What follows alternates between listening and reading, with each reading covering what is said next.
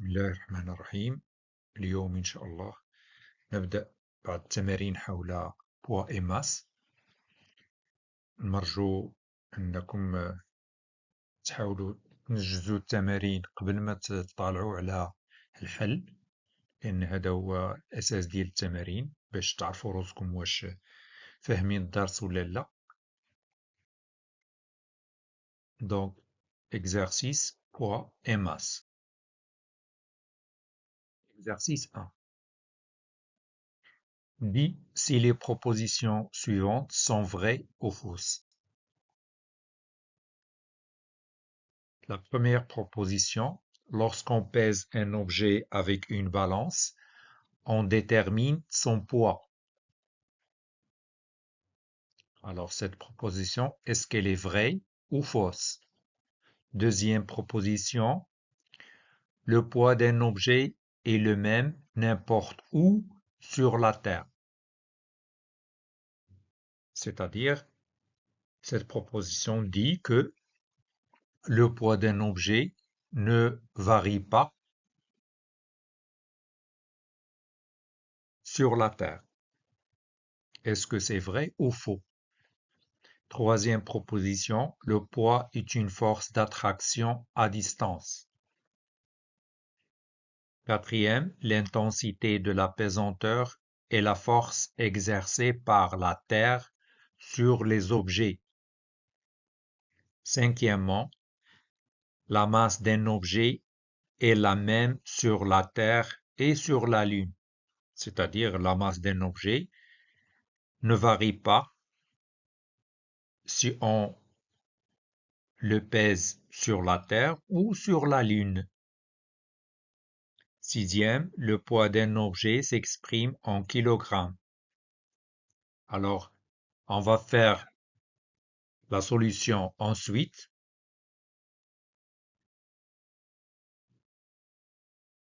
Première proposition, lorsqu'on pèse un objet avec une balance, on détermine son poids.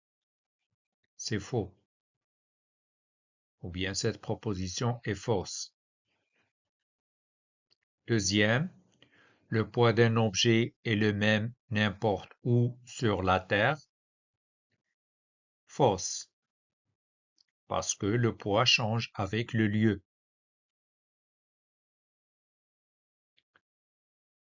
Troisième, le poids est une force d'attraction à distance. C'est vrai. Quatrième proposition, l'intensité de la pesanteur, c'est-à-dire la grandeur G, est la force exercée par la Terre sur les objets. C'est faux, parce que l'intensité c'est G, mais la force exercée par la Terre, on la note par P. Cinquième, la masse d'un objet est la même sur la Terre et sur la Lune. C'est vrai. Sixième, le poids d'un objet s'exprime en kilogrammes. C'est faux. Le poids, en fait, il s'exprime en newton et non pas en kilogrammes. On passe à un deuxième exercice. Entourer la réponse juste. En tombant, c'est-à-dire lorsqu'on fait tomber une pomme est attirée par la terre. Celui qui exerce l'action est la terre, le sol, la pomme. Il faut entourer la bonne réponse. Deuxième question, l'intensité du poids d'un objet est constante, dépend du lieu où se trouve l'objet, ne dépend pas de la masse de l'objet.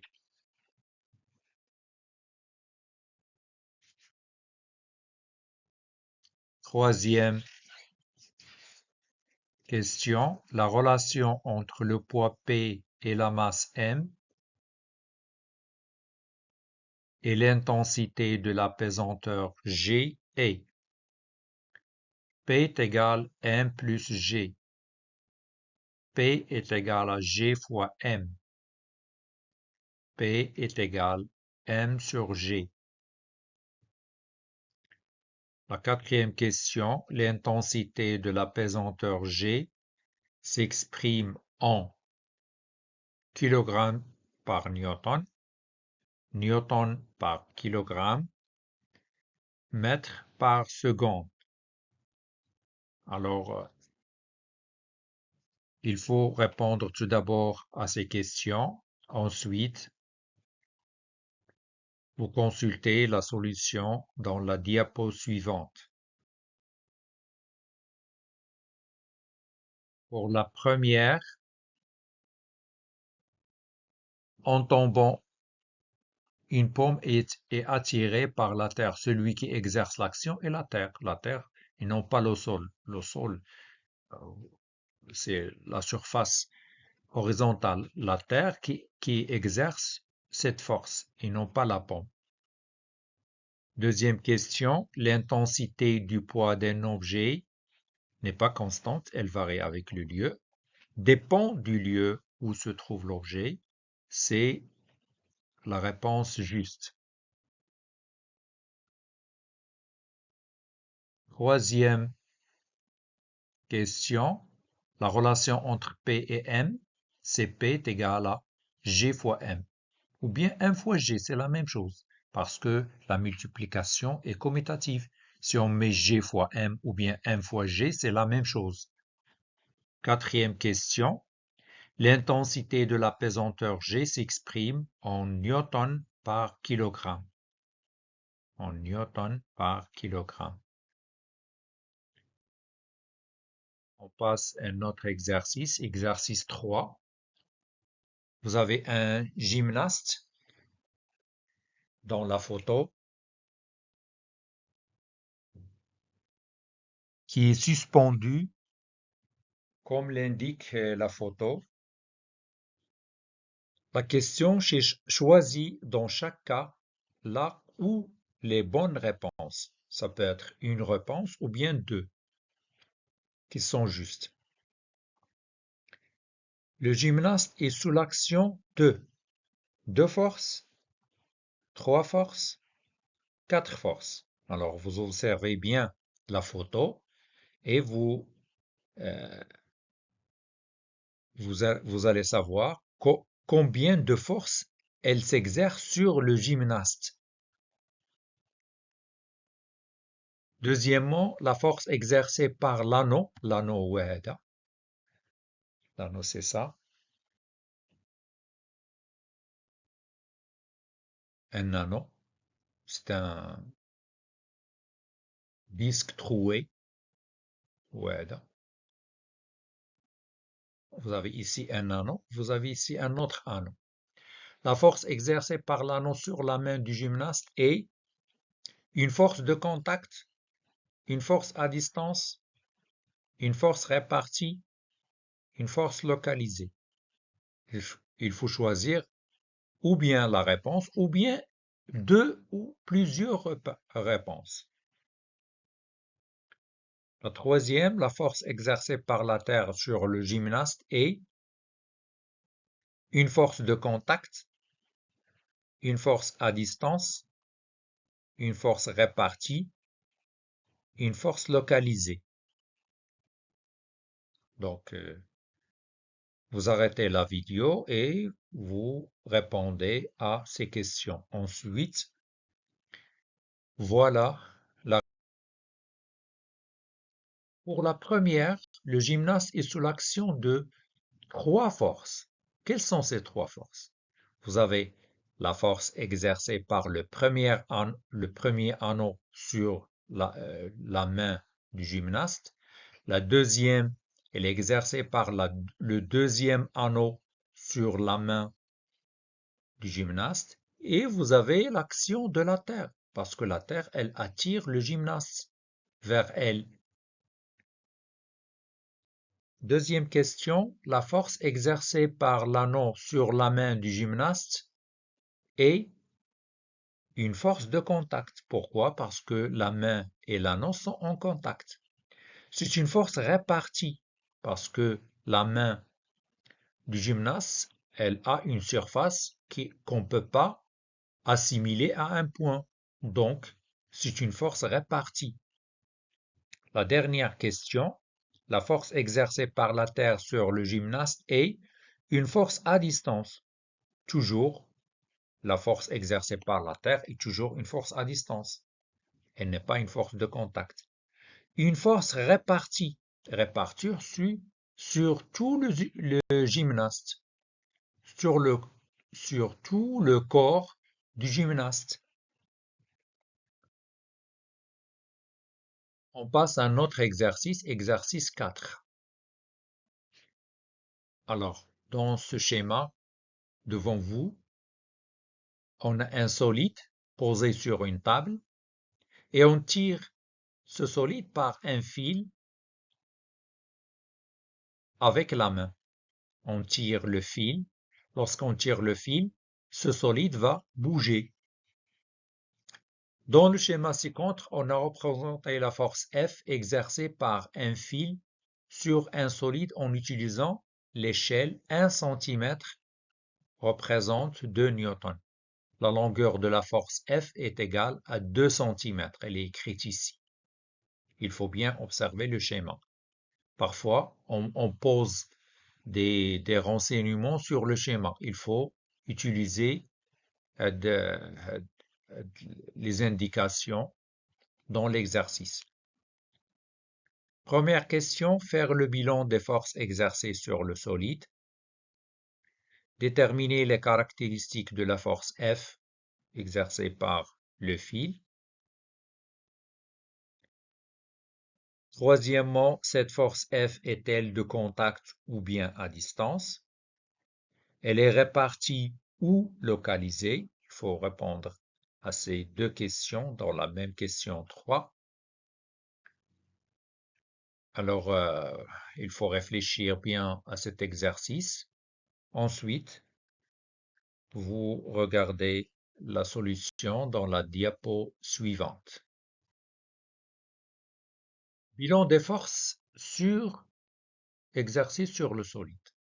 Force exercée par le fil qu'on a déjà donné dans l'énoncé de l'exercice. F, la force F. Deuxième force, la force exercée par la Terre, parce que si on enlève la table, il va tomber. Donc le poids est une force exercée par la Terre sur le solide. Et le poids est toujours, la force P, elle existe toujours, parce que tous les corps qu'on envisage, ils se trouvent sur la Terre. Donc le poids est toujours présent.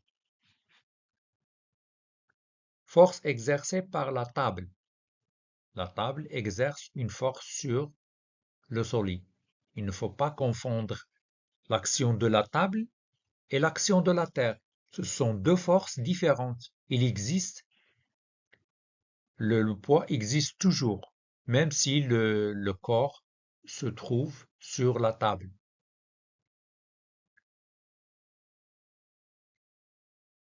Deuxième question, caractéristique de la force F. Alors, pour le point d'application, d'après le schéma, c'est le point A, le point de contact du fil avec le solide.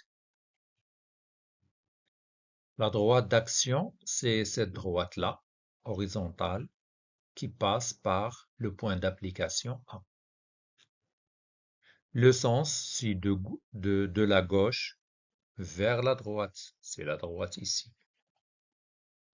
L'intensité, pour trouver l'intensité, on utilise l'échelle donnée dans l'exercice. Dans l'exercice, 1 newton ou bien 1 centimètre correspond à 2 newtons. Ici, on a 2 centimètres. Ça signifie que la force F, elle a une intensité de 4 newtons. De 4 newtons. Il suffit de faire la règle de 3. On trouve que la force F, elle est égale à 4 newtons. Enfin, la force F est une force de contact. Pourquoi? Parce que le fil est en contact avec le solide. Le point de contact, c'est le point A. Elle est localisée parce que le point d'attache du fil avec le solide, c'est un point unique. A, c'est pas une surface. Donc la force F, elle est localisée. On passe à un autre exercice, exercice 5. On considère cette bille-là, il est en fer, il est accroché à un fil, le fil là.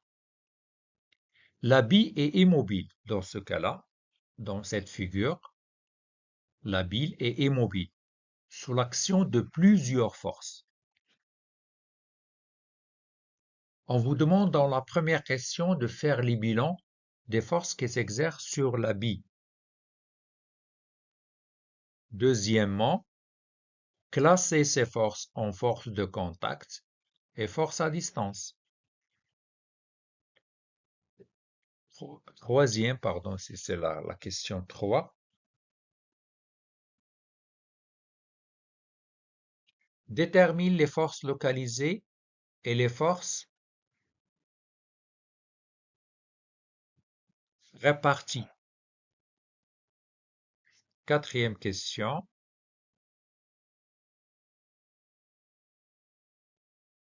Représenter sur le schéma, sans tenir compte d'une échelle, les forces qu'ils exercent sur la bille. Alors, premièrement, le bilan des forces. Alors, d'après le schéma ADA, il y a la force exercée par la Terre, elle est toujours existante. La bille, elle est attachée avec le fil, donc il y a une force qui est exercée par le fil. Et l'action de l'aimant. L'aimant, il attire la bille. Lorsqu'on va enlever ce, cet aimant, إلا حيدنا هاد l'aimant, إلا حيدناه وبعدناه على la bille, elle va prendre cette position-là. Le fil va être vertical et la bille sera dans cet endroit, ici. Ça signifie que هذا كيدل بأن l'aimant il exerce une force sur la bille. C'est pourquoi dans l'exercice, on a dit que la bille, elle est en fer, من الحديد. داك الشيء علاش هاد l'aimant, il va l'attirer. Alors on va savoir si ces forces sont de contact ou bien à distance. Pour la force exercée par le fil T, puisque le fil est en contact avec la bille, donc la force T exercée par le fil, c'est une force de contact. Les forces à distance sont P, le poids est toujours une force à distance, elle est exercée par la Terre, et la force F exercée par l'aimant est aussi une force à distance. Pourquoi? Parce qu'il n'y a pas de contact entre l'aimant et la bille. Il n'y a pas de contact. Vous observez dans cette figure, il y a un vide ici. Il n'y a pas de contact entre l'aimant et la bille. Cela signifie que la force exercée par l'aimant sur la bille, c'est une force à distance. Troisième question, les forces localisées sont T. Les forces réparties sont P et F. Toutes les forces à distance sont réparties. La force T, elle est localisée parce qu'elle s'exerce sur un seul point, qui est le point A. Donc, pour la représentation de ces vecteurs, la force T, elle est inclinée, elle prend la direction du fil, la force exercée par le fil. Le poids, il est vers la Terre et le point d'application d'ILO G. Et enfin, la force F exercée par l'aimant, elle est horizontale. Son point d'application, on peut le considérer que c'est le point G, le centre de gravité de la bille. Exercice 6.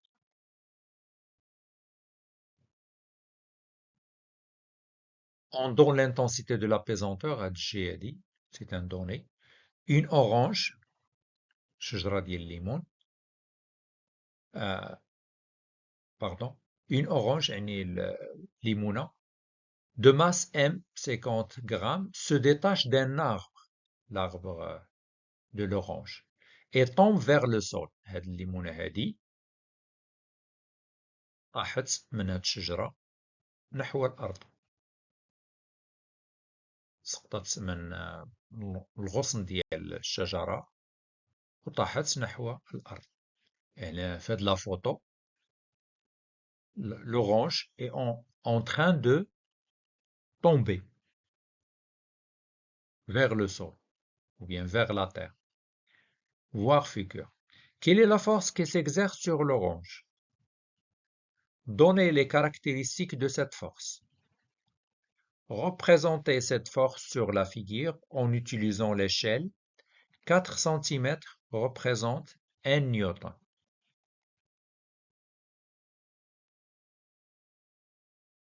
Alors, vous cherchez la solution et ensuite vous consultez la réponse. Donc, la première question, la force qui s'exerce sur l'orange est le poids P. Les caractéristiques de P sont le point d'application, c'est le centre de gravité G de l'orange. La droite d'action, c'est la verticale du lieu, ou bien la droite verticale passant par le centre de gravité G de l'orange. Le sens, c'est vers le bas, ou bien vers la terre, ou bien du haut vers le bas. Tous ces sens sont justes. L'intensité, pour le calculer, on utilise la formule P est égal à 1 fois G. M, elle est donnée, 50 grammes, il faut la convertir en kilogrammes, fois 10 qui est égal à G, on trouve 0,5 newton. Alors, dans la troisième question, on va représenter le poids P à partir du centre de gravité G en utilisant l'échelle. 4 cm représente 1 newton. Donc, puisque le poids P est égal à 0,5 newton, alors le vecteur P, il a pour longueur 2 cm. Donc, le vecteur اللي رسمناه هنايا, la longueur ديالو, elle doit être 2 cm. On passe à un autre exercice, exercice 6. On a mesuré les poids des différentes masses sur 3 astres, الكواكب, et on a obtenu les 3 graphes représentés ci-contre. On a représenté le poids en fonction de la masse.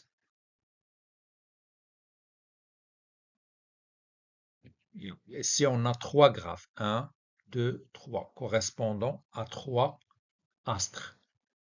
On donne dans ce tableau l'intensité de l'apesanteur sur la Lune, 1,6, sur la Terre est égal à 10 ou bien 9,8, sur Mars, 3,6, et donc sont les données.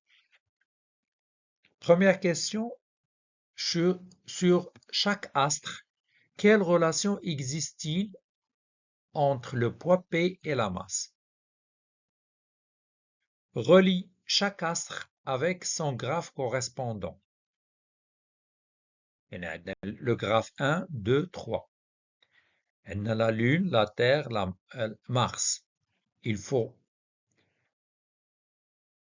relier chaque astre, les trois astres, chaque astre, par son graphe, en expliquant la démarche suivie.